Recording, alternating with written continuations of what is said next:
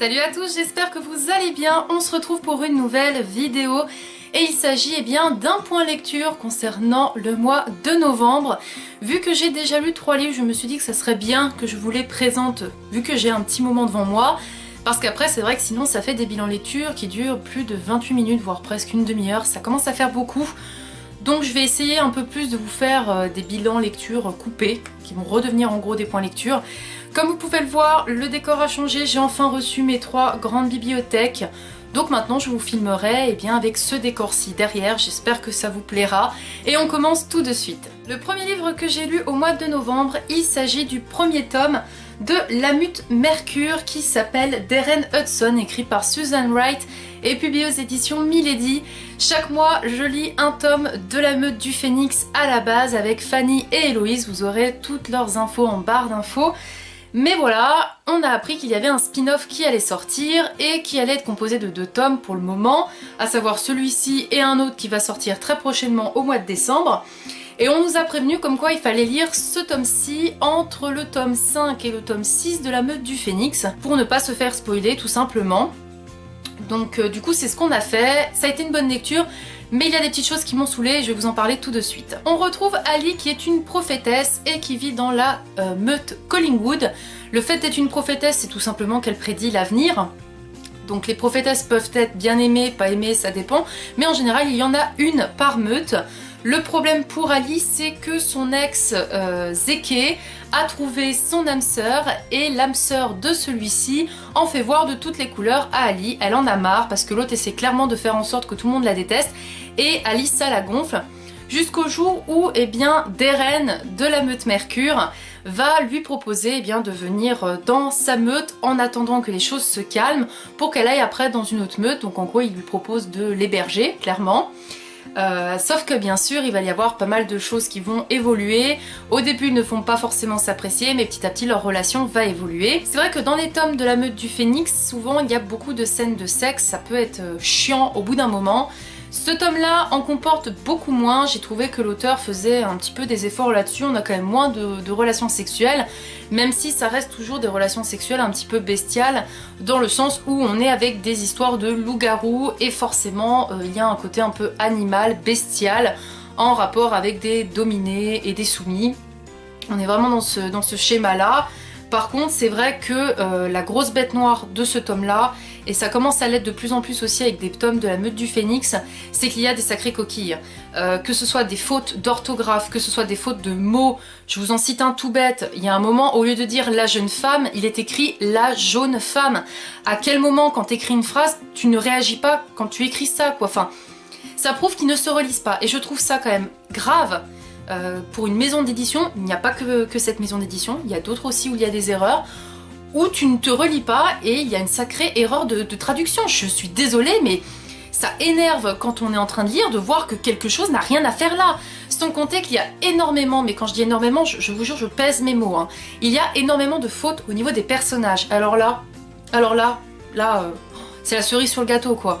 Vous lisez, vous êtes en train d'essayer de vous concentrer, puis admettons que vous êtes dérangé par d'autres personnes pendant que vous êtes en train de lire, et si vous suivez pas vraiment votre lecture correctement, je peux vous dire que vous allez vite vous emmêler les pinceaux, parce que les personnages ne sont pas les bons. Des fois, on a le personnage qui dit qu'il est en train de parler, donc admettons ça va être marqué que Ali, elle est en train de parler, elle dit ça, et bizarrement, elle se répond à elle-même avec une autre personne. Enfin, que des trucs comme ça, mais à la longue, ça m'a gonflé. Ça m'a limite fait me dire j'en ai ras-le-bol de cette saga, j'ai besoin de faire une coupure. Et honnêtement avec les filles c'est ce qu'on va faire, on va se faire un peu une coupure parce que je suis arrivée un petit peu à saturation du système.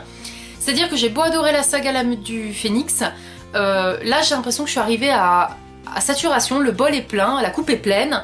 Et j'ai besoin de faire une coupure. Je pense que peut-être pour mieux me retrouver dans cette saga, il faut que je fasse une coupure. Mais surtout, faut que l'édition y fasse quelque chose parce que là, ça brûle les yeux de lire ce livre par moment. Alors j'aime toujours autant l'univers de cette histoire, de cette saga. La seule chose qui me gonfle un petit peu, c'est que c'est toujours des happy end. On a toujours nos héros qui vont trouver leur âme sœur. J'aimerais bien pour une fois que non, un personnage ne rencontre pas son âme sœur, qu'on lui vole son âme sœur, pourquoi pas, ou qu'il y ait même des morts. Il n'y a jamais de mort, il s'en sort toujours indemne. Non, je suis désolée, j'aimerais bien qu'on ait des pertes, j'aimerais bien que la vie ne soit pas un long fleuve tranquille, que tout soit beau, tout soit rose et que la romance soit toujours parfaite. On sait très bien que dans la vraie vie, une romance n'est jamais parfaite, d'accord? Donc là, c'est vrai que quand on m'écoute, on est en train de se dire mais la fille, elle a pas du tout aimé sa lecture. Non, j'ai aimé. Mais il y a des choses quand même qui m'agacent profondément. Je vais répondre à une question qu'on m'a beaucoup posée, que ce soit sur les réseaux sociaux, que ce soit Instagram ou quoi, bref, on m'a beaucoup posé cette question. Non, vous n'êtes pas obligé de lire le spin-off de la Meute Mercure pour continuer la Meute du Phénix. C'est que si, admettons, vous dites, voilà, vous êtes en train de lire des tomes de la Meute du Phénix et que vous dites oh, j'adore cette saga, comme nous, finalement, et que vous vous dites, bah tiens, j'aimerais bien voir la Meute Mercure, ce que ça donne, et bah dans ce cas, lisez la Meute, le tome 1 de la Meute Mercure, entre le tome 5 et le tome 6 de la Meute du Phénix. Par contre, si vous aimez la Meute du Phénix, mais que quand vous découvrez le tome 2 avec Darren Hudson, qui sera justement dans la Meute Mercure, et que vous dites ce mec, j'ai pas plus envie de ça, d'en apprendre plus sur lui, ne lisez pas la Meute du Mercure. Franchement, ça ne servira à rien. C'est si vous en avez envie. Après, si vous ne lisez pas la Meute Mercure, il n'y a pas de souci, vous pouvez continuer et finir la Meute du Phénix, hein, c'est ceux qui ont envie. Voilà, il n'y a rien qui... Vous n'êtes pas obligé de lire la Meute Mercure, moi j'aurais très bien pu m'en passer. Après voilà, j'avais vraiment envie de découvrir un peu une autre meute, hein, changer un petit peu. Et je vous dis, le schéma j'ai bien aimé, l'histoire avec une prophétesse j'ai trouvé ça original, mais les coquilles ont fait que ça m'a gonflé, et j'aimerais bien un petit peu que l'auteur casse son schéma un peu répétitif. Donc malgré ces petites choses qui m'ont un petit peu saoulée, j'ai quand même passé un bon moment de lecture, je lui ai mis la note de 3 sur 5, et je continuerai de lire la saga La Meute du Phénix et de terminer la Meute Mercure. C'est juste que je ferai une petite coupure parce que j'en ai vraiment besoin. Et dans tous les cas, n'hésitez pas à aller lire ma chronique qui se trouve en barre d'infos. J'ai ensuite reçu un roman auto-édité, donc je tiens à remercier l'auteur qui se nomme Marie d'Ange. J'avais lu déjà un de ses romans que je m'étais procuré par mes soins, qui se nomme Les meilleurs dossiers Warren. Oui, c'est sur le couple Warren qui a inspiré les films Conjuring et Annabelle. Je vous renvoie à ma chronique en barre d'infos si jamais vous êtes intrigué par ce roman. Et elle m'a proposé bien de recevoir un de ses romans, et j'ai choisi Les 7 péchés infernaux plus 1. Forcément sur les 7 péchés capitaux, mais il y en aurait un 8e. Donc en gros, eh bien, on retrouve les 7 péchés qui sont donc... On a l'orgueil, l'avarice, l'envie, la gourmandise, la colère, la luxure, la paresse, et le 8e qui est un peu moins connu, la vaine gloire. J'étais très curieuse de découvrir vraiment la plume de l'auteur pour le coup, avec son imagination, puisque Les meilleurs dossiers Warren, elle retrace des histoires du couple, que là c'est vraiment son imagination, et donc pour chaque péché, on a une nouvelle. J'ai été très agréablement surprise, hein, honnêtement, pour vous annoncer déjà la couleur. J'ai complètement accroché à l'esprit et à l'imagination de l'auteur, hein, vraiment. Elle a beaucoup d'imagination, on peut le dire. Et je vous cache pas que moi, le péché qui m'intéressait le plus, c'était la gourmandise, puisque c'est celui qui me concerne directement. Je suis très gourmande, j'avais hâte de voir comment elle allait me transformer ce péché en quelque chose de dégueulasse, d'horrible, de gore. Elle a très bien réussi, et j'étais aussi intriguée pour la luxure, parce que, on va se le dire entre nous, la luxure, on se dit comment on peut transformer une histoire qui soit vraiment dégueulasse. Et ça reste un péché qui est toujours un peu tabou pour certaines personnes. Voilà, on est en 2017, il y a des choses qui sont assez ouvertes d'esprit et d'autres un peu moins. Donc j'étais très curieuse de voir comment l'auteur allait aborder ce péché. Et elle a vraiment complètement relevé le défi.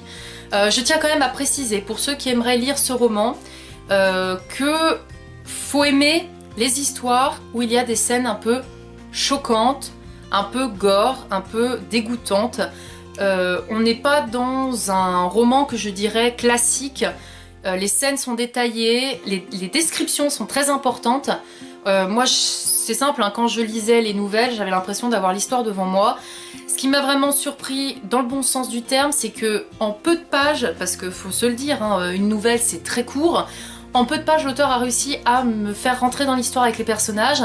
Et ce que j'ai bien aimé aussi, c'est que dans chaque nouvelle, elle nous peint un couple, une famille, un personnage de milieux sociaux différents, d'origines différentes, et ça j'ai aimé parce qu'il y avait une diversité au niveau des personnages, parce qu'on pourrait très bien s'attendre à ce qu'à chaque histoire ça soit à peu près la même personne avec la même situation familiale, les mêmes antécédents, le même milieu social. Et bien non, elle a vraiment varié à ce niveau-là, et j'ai trouvé ça positif parce que ça change justement. Je dirais que la nouvelle qui m'a le plus... on va dire... comment vous dire tout ça, bah, celle qui m'a le plus quand même surprise et dégoûtée, je dirais que c'est quand même la luxure, hein, on va pas se mentir, parce qu'elle est quand même pas mal. Celle qui m'a le plus donné envie de vomir, j'ai eu quand même pas mal la gourmandise quand même. Et j'avoue aussi que quand je suis en train de regarder un petit peu par rapport à me rappeler, l'envie était pas mal aussi. L'envie était pas mal. Elles étaient toutes sympas hein, les nouvelles, franchement je les ai toutes appréciées. Mais celle qui m'a le plus choquée, dégoûtée, on va dire que c'est la luxure. Celle qui m'a répugnée au plus haut point, c'est la gourmandise. Et l'envie était pas mal non plus, j'ai trouvé qu'elle était quand même pas mal quoi. Donc j'ai passé un bon moment de lecture. Je vous recommande cette lecture pour la période de l'automne, d'Halloween, c'est très sympa. Après, comme je vous le dis, si vous aimez lire des romans où au niveau description, horreur, on est bien, il est fait pour vous. Si vous aimez les histoires où on a justement des choses un peu dégoûtantes, parce que là on parle quand même de démons, pour tous ceux qui regardent des films d'horreur, vous savez très bien que quand on parle de démons, on parle d'odeurs dégueulasses, on parle d'une personne qui est en décomposition un petit peu. On vous parle pas de choses positives, ni du monde des bisounours, hein, clairement.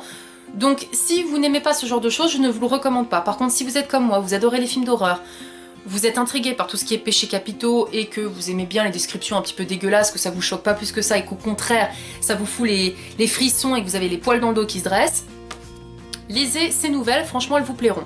Je lui ai mis donc la note de 3 sur 5 et je vous laisse le lien de ma chronique en barre d'infos. Et enfin le dernier livre que je vous présente pour ce point lecture, il s'agit des Insurgés, donc c'est le tome 3 Domination de L.A. Kennedy, publié aux éditions Hugo Roman, que je remercie pour l'envoi. Si vous me suivez, vous savez que j'ai adoré le premier tome et le deuxième, c'était pas passé loin du coup de cœur. Oui, on est dans un roman dystopique, érotique, et non forcément romantique quand même. Bon, il y a de la romance, mais c'est plus érotique pour moi quand même. J'avais beaucoup aimé le premier tome et le second tome parce qu'on avait une histoire d'amour, parce que ça me plaisait bien. Je ne vais pas bien sûr vous spoiler quoi que ce soit dans l'histoire, même si c'est un troisième tome, je vais quand même vous résumer le contexte de l'histoire et mon ressenti sur ce troisième.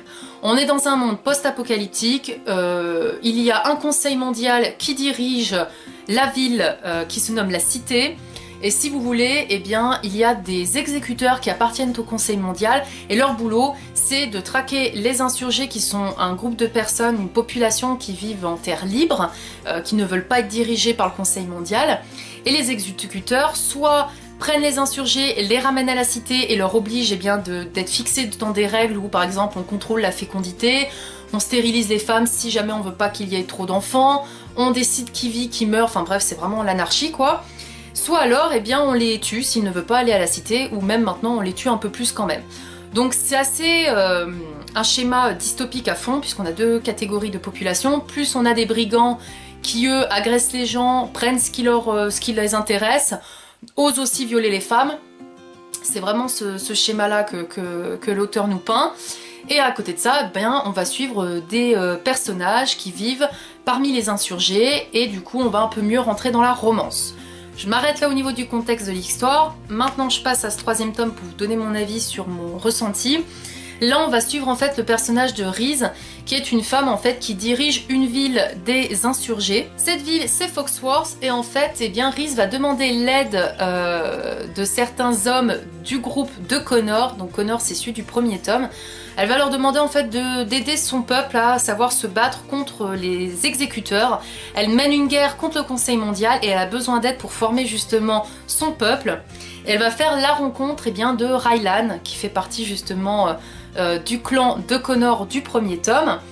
Et il faut savoir que Reese, elle est accompagnée eh bien, de Sloan, qui est son bras droit, qui est là pour l'aider à garder les pieds sur terre, à garder la tête froide, à essayer de réfléchir avec sa tête et non avec son cœur, puisque Reese a un passé assez compliqué avec son ex. Elle a du mal à faire confiance aux hommes, et malheureusement elle n'a pas de chance parce que Rylan, qui est un petit peu un obsédé quand même sexuel, a flashé sur elle. Il ne veut qu'une chose, c'est Reese, il veut coucher avec elle, il la désire plus que tout, et il veut tout faire pour la mettre dans son lit.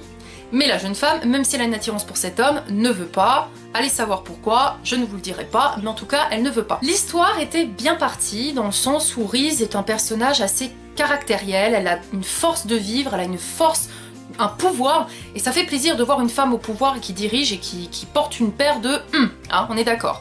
Pour une fois, la femme est au pouvoir, ça c'est cool. Seul truc qui a fait que, je vous le dis tout de suite, c'est une déception par rapport aux deux premiers tomes, c'est que je n'ai pas réussi à m'attacher à Reese parce qu'elle m'a gonflé. Tu peux être froide, tu peux te faire une carapace, mais à un moment donné, montre un peu que t'as du cœur. Elle a des moments, des comportements, que ce soit de la jalousie ou des changements d'humeur, qui étaient pour moi injustifiés, voire même dégueulasses vis-à-vis de ses amis. Ça n'est pas passé, je ne l'ai pas aimé. J'ai trouvé également qu'elle jouait avec les sentiments des hommes parce que, pour vous le dire, parce que faut que vous y attendiez, de toute façon c'est dit dans le résumé, il y a un triangle amoureux, il y a une relation en tripartie, hein. C'est que Reese est au milieu et on a Sloane d'un côté, Rylan de l'autre, et la fille elle joue un peu avec les sentiments des deux hommes. Bref, moi je n'ai pas aimé cette gonzesse, et en plus de ça, autant ça aurait pu être une belle romance avec les 3 personnages. Voilà, l'histoire d'un trio, c'est pas ce qui m'a vraiment le plus dérangé. Non, c'est les scènes de sexe. Franchement, ça m'a saoulée. C'était tous les termes qu'on imagine au niveau relations sexuelles. J'avais l'impression qu'on parlait que de cul tout le long en fait. Je voyais pas où était l'amour que j'avais lu dans le premier et le deuxième tome. Oui, dans le premier et le deuxième tome, on a des scènes de sexe, je suis tout à fait d'accord. Elles sont explicites, je suis d'accord. Mais il y a une histoire de romance, on a un couple derrière. Là, même si c'est un trio, et que certains des personnages sont amoureux vis-à-vis d'un ou de l'autre, il n'y avait pas d'amour. Pour moi, c'était vraiment des chiens. C'était j'ai envie de m'envoyer en l'air, fais-moi du bien, fais ci, fais là. Non, c'était tout le long, finalement, c'était que du cul. Et j'ai cherché même la dystopie. Alors, il y a un moment donné où, heureusement, la dystopie s'impose et calme un peu le jeu au niveau du sexe, parce que moi, j'étais arrivée à un stade où j'avais l'impression que je vomissais du sexe, hein, tellement j'en ai lu, j'en étais pleine, j'en pouvais plus. Mais là, franchement, ah non, hein, non. Je veux bien qu'il y ait des histoires, je veux bien qu'il y ait du sexe, mais là, c'était trop, beaucoup trop. Ce qui fait que pour moi, ça a été une lecture où j'ai pas pris du plaisir finalement, parce que je me suis dit au départ, allez, arrête-toi, continue, t'es négative, ça va bien se passer, ça va s'arrêter. Non, ça continue jusqu'à la fin. J'ai pas vu la romance, et pour moi, on peut pas dire que c'est une dystopie romantique s'il n'y a pas de romance. Donc ce 3e tome, j'ai l'impression qu'il fait partie en fait limite d'une autre saga, tellement il est différent du premier et du deuxième, de mon point de vue personnel. Alors déjà, certaines personnes ont été déçues par le 2e tome. Je mets un gros warning, si vous avez été déçus par le 1er tome parce que vous trouviez que dans le 2e il y en avait trop de scènes de sexe, limite je vous dis bonne chance pour lire le 3e, hein, je vous le dis, parce que moi qui dans le 2 j'ai trouvé que ça allait, dans celui-ci... Ça pue le sexe, hein, vraiment ça pue le sexe à chaque page. Donc au final j'ai eu l'impression que cette relation était superficielle, que finalement l'auteur s'est trop concentré sur des scènes hautes, hein, parce que faut le dire, hein, il y a des scènes quand même explicites. De toute façon, la saga Les Insurgés c'est pour un public averti, hein, il y a des scènes érotiques. Je suis désolée, il faut le dire tel quel, il y a des scènes de cul. Si vous n'aimez pas le sexe, ne le lisez pas. Si vous êtes jeune, ne le lisez pas non plus. Après, si vous aimez, tant mieux pour vous, lisez la saga. Moi, c'est ça qui m'énerve, c'est que c'était tellement bien parti. J'adore Ellie Kennedy, j'ai adoré Off Campus. Cette saga est complètement différente de Off Campus, hein. Mais ça m'énerve, parce que le 1er et le 2e tome, je les ai adorés. J'étais pas passé loin du coup de cœur. Et celui-ci, il vient me dénaturer mon sentiment que j'ai eu jusqu'à maintenant sur cette saga, qui fait que je lui ai mis la note de 2 sur 5, ce qui équivaut à un 100+. C'est-à-dire que je l'ai lu pour le lire, pour le terminer, et voilà. Mais non, c'est dommage. Alors après, la saga en elle-même, je l'aime toujours autant. C'est juste que ce 3e tome, il vient plomber l'ambiance. Je me dis, finalement, je me serais arrêtée au 2e tome, ça aurait été très bien, parce qu'il n'y avait même pas besoin finalement de faire un 3e tome, pour moi. Donc c'est bien dommage, parce que les 2 premiers tomes étaient prometteurs, mais celui-ci, pour moi, il est vraiment en dessous des 2 premiers. Je lui ai donc mis la note de 2 sur 5 et je vous laisse le lien de ma chronique en barre d'infos. Cette vidéo est maintenant terminée, j'espère qu'elle vous aura plu. N'hésitez pas à me dire si vous avez lu l'un des livres que je vous ai présentés, ce que vous en avez pensé. Et sinon, est-ce que je vous ai donné envie de lire certains romans. Et d'ici là, je vous dis à très vite pour de prochaines vidéos. Salut!